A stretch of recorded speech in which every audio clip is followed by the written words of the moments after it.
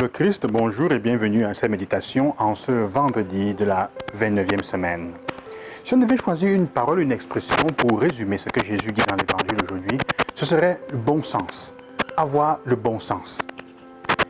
Quand nous étions à l'école, il y avait des personnes, des camarades qui étaient capables de retenir les paroles, on appelle lyrics, d'une chanson en entier. Ils les récitaient.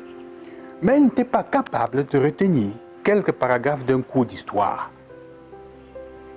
Alors on se demandait parfois, à quoi ça sert d'être capable de chanter en entier les paroles en les écoutant et ne pas être capable de retenir ce qui vraiment te sert en ce moment, qui est important pour ta vie.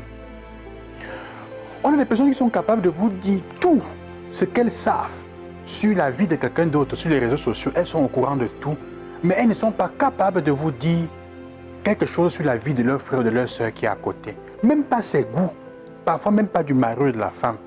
Alors ça sert à quoi?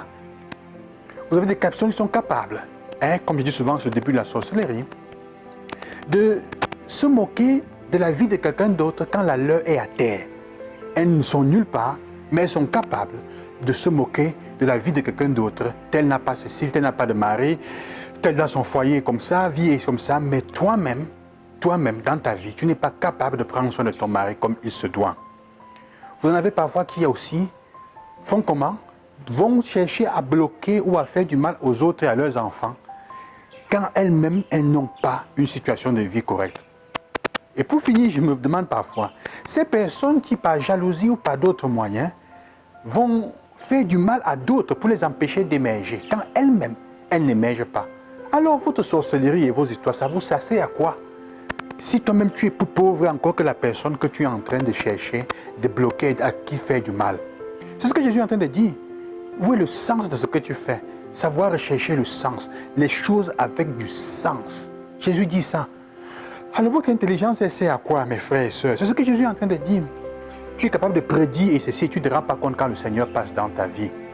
Tu es capable de dire, je ne vais pas à l'église parce que les autres, tu te moques de ceux qui prient, mais toi-même ta vie est un enfer.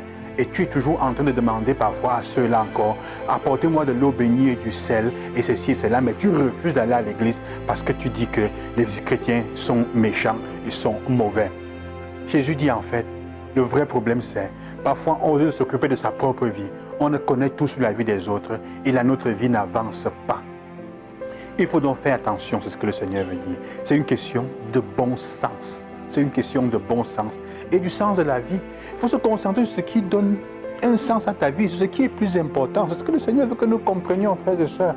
Alors regardons un peu dans notre vie, regardons un peu quelles sont les choses que nous faisons qui ne nous servent pas. Parfois, nous sommes plus enclins à faire les choses qui ne nous servent pas. Et celles qui nous servent au moment opportun, on les met de côté.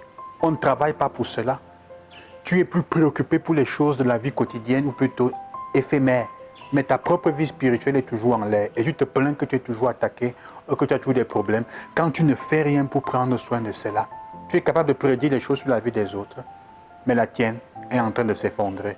Ton mariage est en train de se tomber et tu es en train de donner les conseils dehors. Ta vie est en train de tomber dans certains domaines et tu es en train de donner les conseils dehors. Et tu ne vois pas.